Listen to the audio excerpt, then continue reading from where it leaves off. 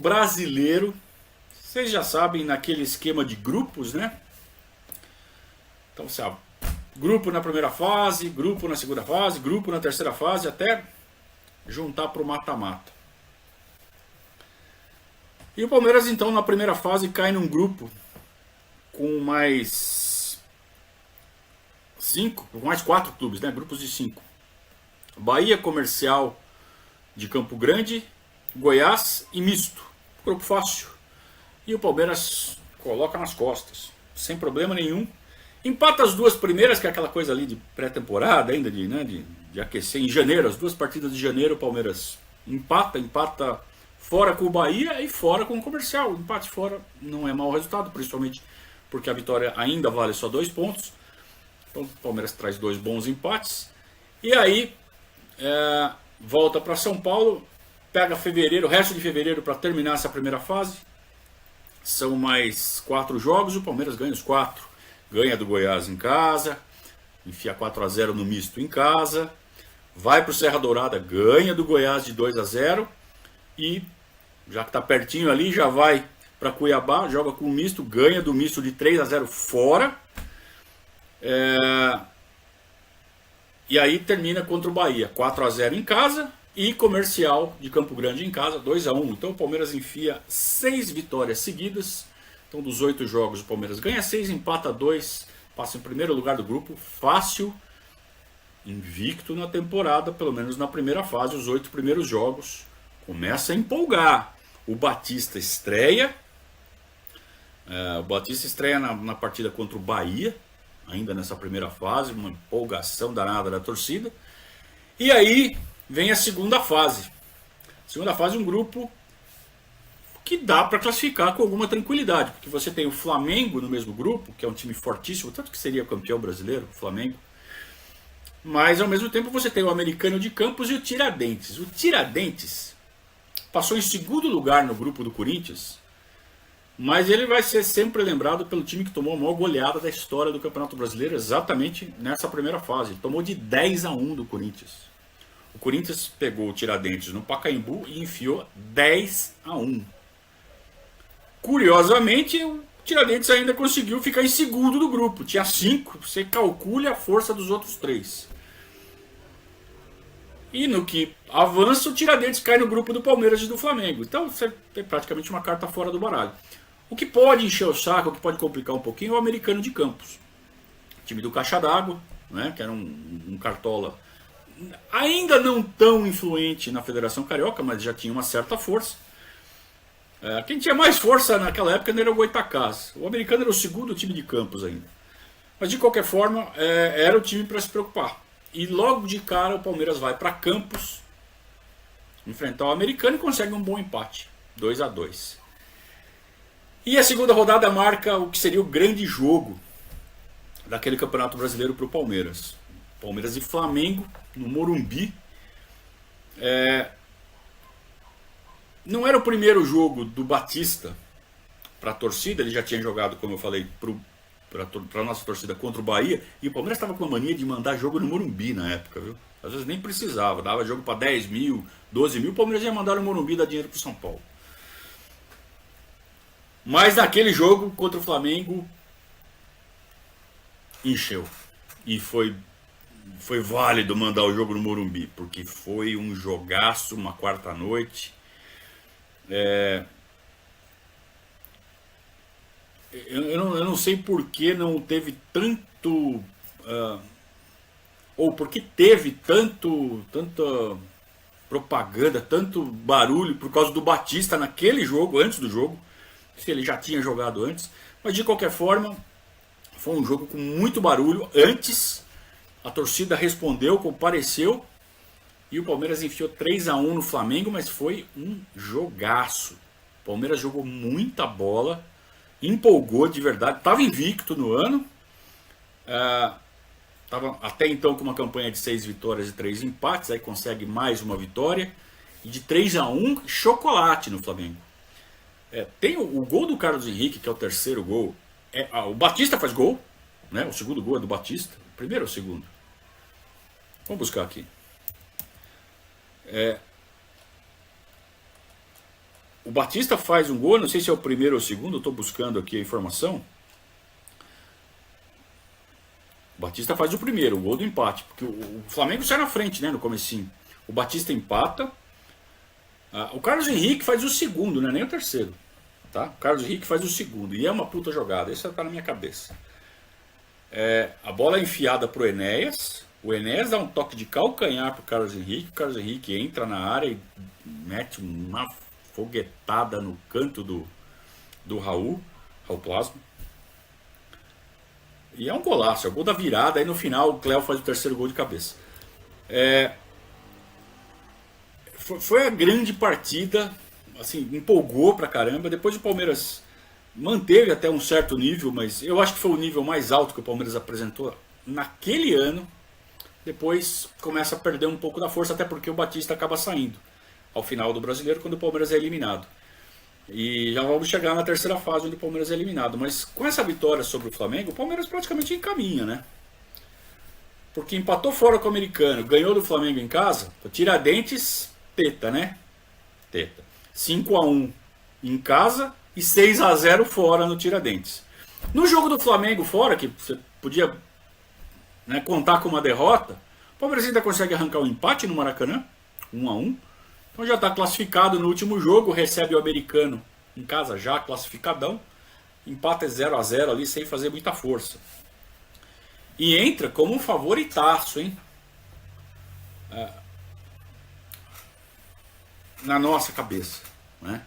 Na terceira fase para avançar. Só que o Palmeiras entra na terceira fase num grupo chato, complicado.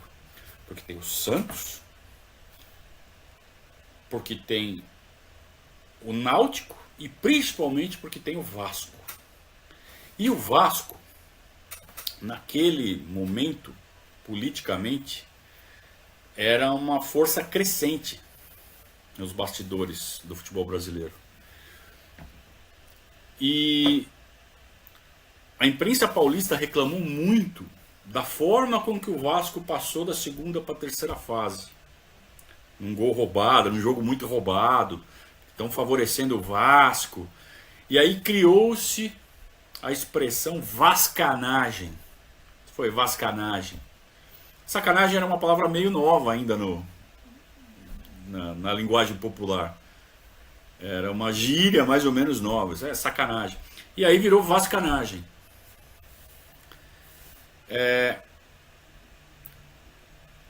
E o seu Minelli, nosso técnico, o Rubens Minelli, ele já dava entrevistas antes de começar a fase. O Santos é um time difícil, mas eu estou preocupado mesmo com o Vasco, porque é um time muito forte nos bastidores, e a gente sabe que as arbitragens vão fazer tudo para favorecer o Vasco.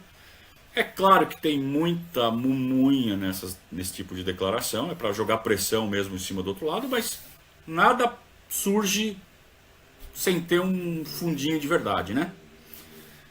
E a expressão vascanagem também não surgiu à toa. Então o Palmeiras começa a terceira fase com, né, o pé atrás. E logo de cara você vai pegar o Vasco lá no Maracanã. Então é um jogo chato, um jogo difícil, e o Palmeiras consegue um excelente empate em 2-2. Quase 70 mil pessoas no Maracanã. Mas aí você vê que começa o negócio, né? Batista expulso. Para começar, Batista expulso, né? No comecinho do segundo tempo, o Batista leva um cartão vermelho. O Enéas abriu o placar aos 20 minutos. O Roberto Dinamite empatou no finzinho do primeiro tempo. O Hernani era um ponta direita do Vasco, chatinho. Fez o segundo gol logo no começo do segundo tempo e vermelho pro Batista. Puta vascanagem, né? Mas o Palmeiras vai buscar, consegue o segundo gol com o Barbosa, os 30 e poucos do segundo tempo, e traz um excelente empate do Rio. Aí vamos jogar com o Santos, uma segunda rodada, no Morumbi também, 70 mil pessoas no Morumbi. E de novo aquele Serginho Dourado, que já tinha aprontado no ano passado. Ele faz o gol do Santos, 1-0 para o Santos. E tem 2 rodadas e o Palmeiras só tem 1 ponto. Aí complicou. Aí complicou e tem que ganhar do Náutico lá no Recife, para não ficar dependendo muito de outros placares. Você ganha do Náutico, aí você continua dependendo só de si. Mas o Palmeiras não consegue ganhar do Náutico, e aí vem a história da vascanagem. Porque foi muito roubado, segundo a delegação do Palmeiras. Não tem imagens desse jogo, eu não vi, não me lembro. Mas eu me lembro da reclamação muito forte de que foi muito roubado. Foi 3-0 para o Náutico. Só que até os 39 do segundo tempo estava 1-0. E aí é que eles reclamam, né? Que teve lance para o Palmeiras roubado, que o gol do Náutico foi irregular. Eu não sei. Mas a reclamação é muito forte. E aí no final do jogo o Palmeiras todo atirado para frente, que precisava muito ganhar o jogo, acaba tomando 2 gols do Mirandinha. O Mirandinha, aquele Mirandinha, o nosso Mirandinha, na época estava no Náutico. Fez 2 gols e o Palmeiras toma de 3-0 do Náutico. Vejam, o Palmeiras tinha perdido do Santos de 1-0, primeira derrota do ano. E nós estamos em abril, no meio de abril. E aí já perde a segunda. E parece que tudo foi pro brejo. Começa o segundo turno, o Palmeiras precisa ganhar as 3 e fazer conta e torcer.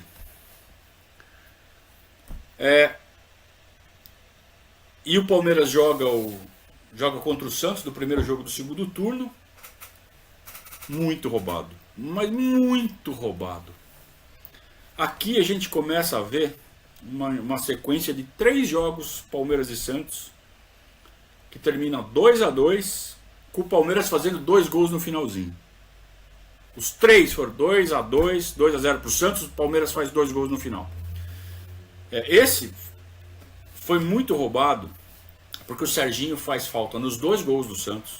Claro, o Serginho é daquele jeito de jogar dele, né? Com o braço, se apoiando, puxando, dando trombada. Sempre foi assim o estilo dele. Só que ele abusou de fazer isso naquele jogo. E o juizão nada. O juizão, quer ver quem era? Juiz carioca Valquírio Pimentel. Juiz do Rio de Janeiro. Deixou o Serginho fazer o que quisesse. Então os 2 gols do Santos são irregulares.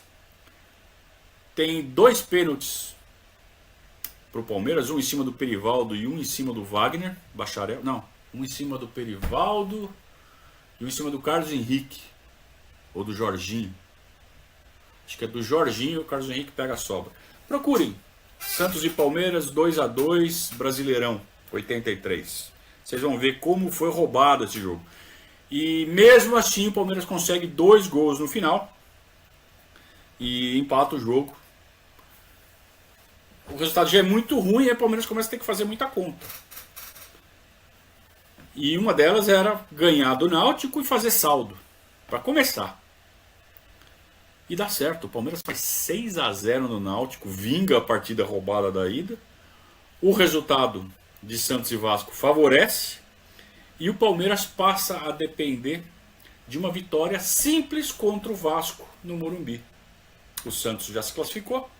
Quem está brigando pela segunda vaga é Santos e Palmeiras. Palmeiras e Vasco. E aí a vascanagem. Uma guerra de nervos. Porque o juiz vai roubar, porque não sei o quê, porque... Enfim, chega o domingo. O Palmeiras bota 77 mil pessoas no Morumbi. O juiz é da Federação Mineira. E não há muita reclamação. A partida foi apitada de forma limpa. O Palmeiras precisava ganhar de qualquer placar. E ficou no 0-0. Massacrou, bateu e a bola não entrou. Puta de uma retranca do Antônio Lopes, técnico do Vasco, Antônio Lopes. O Vasco já jogava com o Pedrinho. Pedrinho tinha saído do Palmeiras no final de 82.